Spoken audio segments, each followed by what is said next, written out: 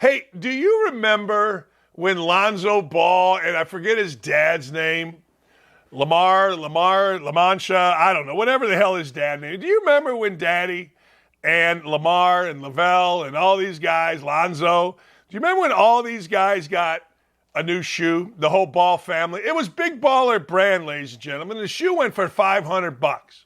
The shoe was not cheap because, well, if you want quality, guess what?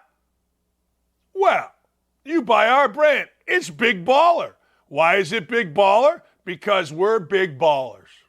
Oh, okay. Now, I know people that got the shoe. The shoe would never show. And I had a friend that got Lamar Ball or Lavelle Ball or whatever the hell his name is number. And he's like, yo, paid $500 for the shoe. You know what that idiot said? Well, you got to be patient. I guess you're not a big baller, and hung up on him. Look, the whole Ball family, the kids are nice as hell. The dad's an idiot, and anyone that bought this shoe, anyone that thought this was a good idea to give those clowns $500 was nuts. So now the Lakers believe Lonzo Ball's injury were caused by his own shoes. Even Ball said, yeah, I kept having to switch them between quarters. Why? Because the Big Baller brand shoe kept tearing. That's a quote. The Lakers believe the initial injury was caused by his shoe. They're complete trash.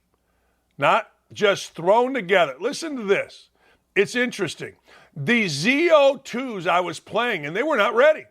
I had to switch them up every quarter because they would just rip. And now his career is in real jeopardy. Didn't play a minute last year. Hasn't worn the shoes since 2020, but didn't play a minute last year.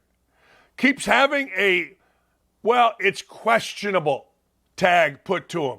Has I'm undergoing rehab. Questionable when I'll play.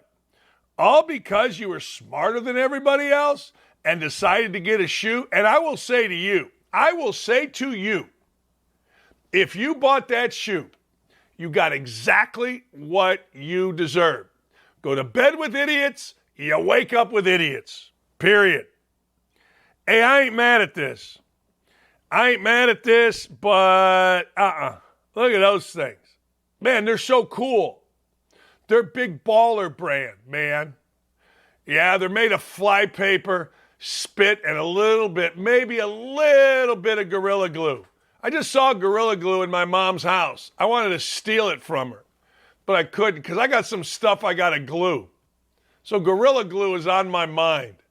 Anyway, let's go to the next. Tom Brady's retirement has been a good thing, according to Todd Bowles, the new head coach of the Buccaneers. Not a good thing in terms of how they're going to play, but Bowles says this. It allows some guys to free up, especially the younger guys who probably just wanted to run behind the older guys and then not mess up as opposed to just playing the game. They know how to play. They're saying the right things. They know our expectations are the same. It's just a little different because it's not as much fanfare. Well, I get that. I do. But that's great to say. It's awesome to say when you are not playing games yet. Now, little 3-game losing streak, you got Baker Mayfield at the helm, and you're like, oh, man. Tom Brady would have. Tom Brady would have. If we had Tom Brady, that's what's going to happen. It's always great. I've seen basketball coaches do this. Well, now, without the star player, we can run our offense. We can run our sets. I can get people to cut and move. Oh, really? Oh, okay. All right. You can? Okay. And then there's 3 minutes to go and you're tied up and you got nobody to take over the game. Yeah, be careful what you wish for, Todd Bowles, because having Tom Brady there was pretty freaking nice for everybody. And to quote the fat white guys with T-shirts and gold chains, it got him the chip, man. Yeah, it did. Here's the deal. This is why I will not get behind Johnny Manziel. I mean, I know we're all supposed to love Johnny Manziel, but Johnny Manziel can come off one way on your television And another way, well, frankly, in person. Look at this, Joe Thomas, who is the ultimate pro and a friend of the show. Shortly after we drafted him, Thomas is talking about Manziel. He vanished in the spring. We were in the middle of OTAs. Coaches couldn't find him. He'd come to Cleveland. He was there for like a day. He was at practice. And then he just disappeared. And I think he was just on a bender somewhere in Cleveland, partying, couldn't find his way back to the facility. That's a day into OTAs. This is the guy that was going to wreck the league. This is the guy that was going to stand it on its ear, man. I'm Johnny Football. Do you know how many guys cared about Johnny Football when he came into the league? Zip. Everybody's trying to make teams, get in the Hall of Fame, win championships, get another contract. That's what you're trying to do. Nobody gave a rat's. So if he found some little cretins down by the, what is it called, the flats in Cleveland, to have beers with, crank up some shots, burn some heaters, and get with some strippers, good for him.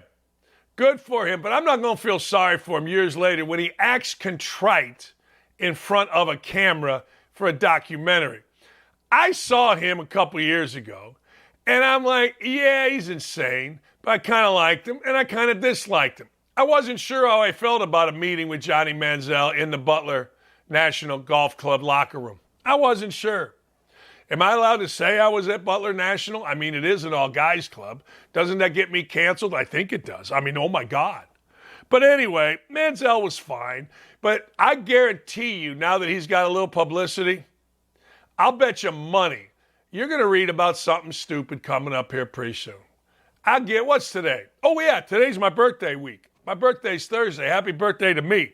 But I'll bet you money Manziel at some point does something stupid and you got to go, oh, okay.